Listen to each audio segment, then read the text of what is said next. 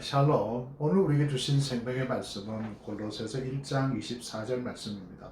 나는 이제 너희를 위하여 받는 괴로움을 기뻐하고 그리스도의 남은 고난을 그의 몸된 교회를 위하여 내 육체에 채우노라. 아멘.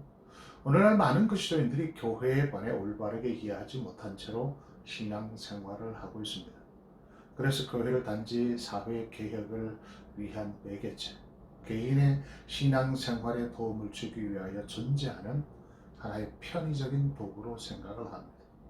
교회에 대한 잘못된 정립으로 말미암아 성경에서 가르쳐주고 있는 교회론과는 동떨어진 모습으로 개인주의적 신자가 되어버린 것입니다.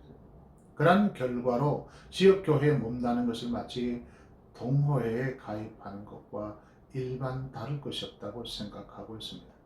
교회가 자신에게 유익을 주지 못하거나 자신이 희생해야 할 상황이 되면 서슴없이 교회를 옮기게 됩니다.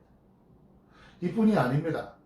교회의 분위기가 자신의 취향에 맞지 않는다고 그런 이유로 교회 안에 골치 아픈 일이 생기면 결국에는 그 몸담고 있었던 교회를 서슴없이 버리게 됩니다. 더 좋은 교육 시스템이 갖춰진 교회, 자신이 교회 정치의 중심에 설 수 있는 교회를 찾아다니는 것이 이제는 조금도 이상하게 여기지 않습니다. 성경에서 우리들에게 가르쳐주고 있는 교회는 어떤 모습일까요? 성경은 우리에게 무엇을 가르쳐주고 있습니까? 오늘 본문 골로새서 1장 24절 말씀에 보면 나는 이제 너희를 위하여 받는 괴로움을 기뻐하고 그리스도의 남은 고난을 그의 몸된 교회를 위하여 내 육체에 채우노라. 아멘. 그렇게 말씀을 하고 있습니다. 바울의 고백에서 교회를 가지고 그의 몸된 교회라고 표현하고 있습니다.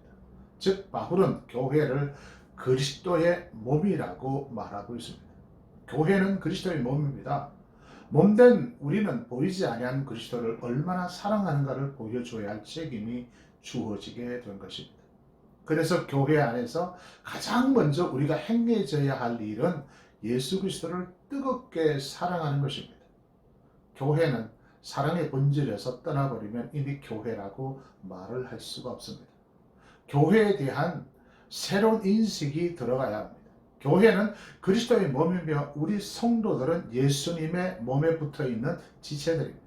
그래서 교회가 해야 할 일은 먼저 그리스도를 뜨겁게 사랑하는 것이며 그 다음 같은 지체인 성도들을 동일한 사랑으로 사랑하는 것입니다. 그렇기 때문에 교회 안에 일어나는 모든 일들, 즉 예배, 기도, 헌신, 말씀 공부, 제자훈련, 사역 프로그램, 모임, 행사, 이 모든 것에서 사람의 정신이 들어가야 사람의 정신이 들어가면 안 되는 것입니다. 오직 예수 그리스도가 가르쳐주고 있는 그 사랑의 본질, 사랑의 정신이 들어가야 합니다. 이것이 기본이며 출발이며 뿌리가 되는 것입니다. 사랑이 없는 예배, 사랑이 없는 헌신, 기도, 공부, 훈련, 양육, 어떤 사역 프로그램은 아무 의미가 없는 것입니다. 우리는 다시 지금 정신을 차려야 합니다. 성경에서 가르쳐준 교회에 대한 교리를 다시 배워야 합니다. 왜 성경에서 가르쳐주는 교회에 대한 교리가 중요한가 하면은 교회에 대한 바른 정립이 없으면 정상적인 하나님이 기뻐하시는 신앙생활을 할 수 없기 때문입니다.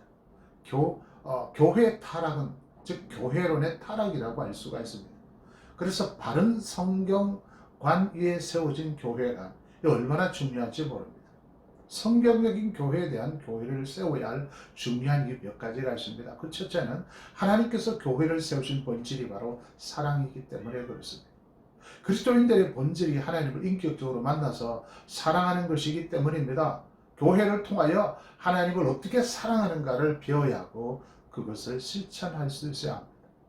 둘째는 교회의 본질이 사랑의 교통이기 때문에 그렇습니다. 지상교회는 하나님의 아름다움을 드러내도록 지체들 간의 일치를 이루어야 합니다.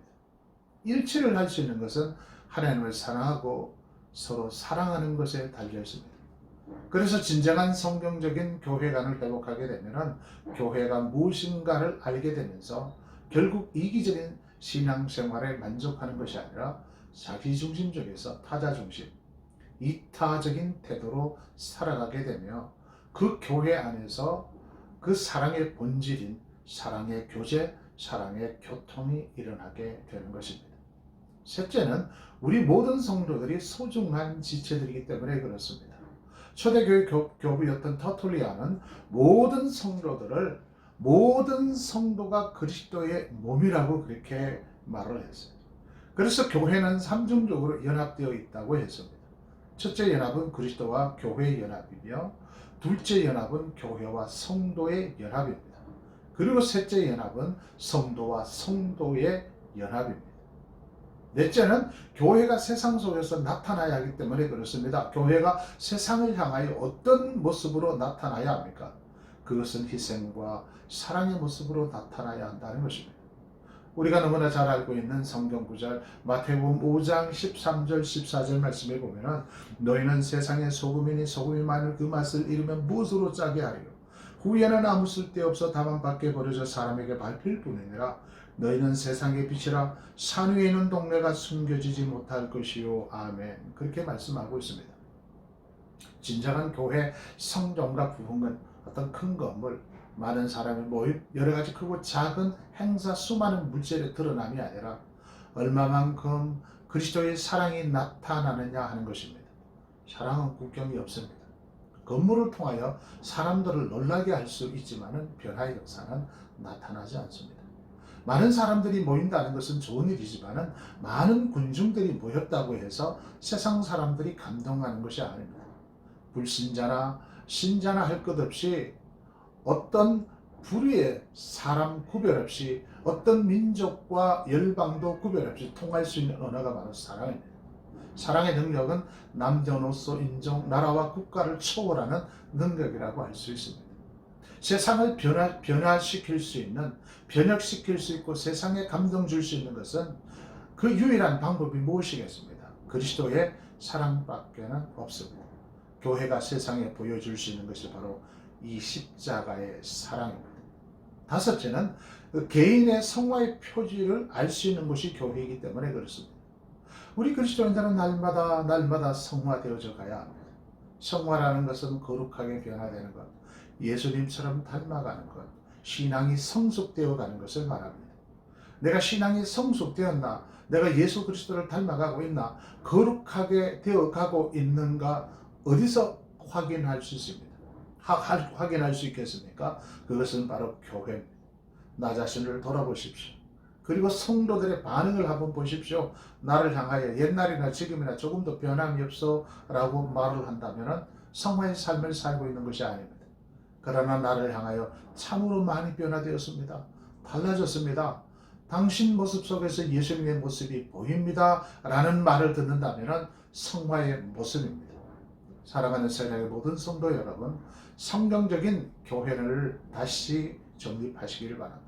그리고 교회의 본질인 그리스도의 사랑과 성도들의 사랑을 회복하시어 하나님이 기뻐하시는 그리스도의 몸으로서 삶을 사는 자들이 되시기를 예수 그리스도의 이름으로 축복합니다. 하나님 아버지, 오늘도 우리에게 복된 시간 허락하여 주셔서 하나님 말씀을 들을 수 있는 은혜를 더하여 주심을 감사합니다.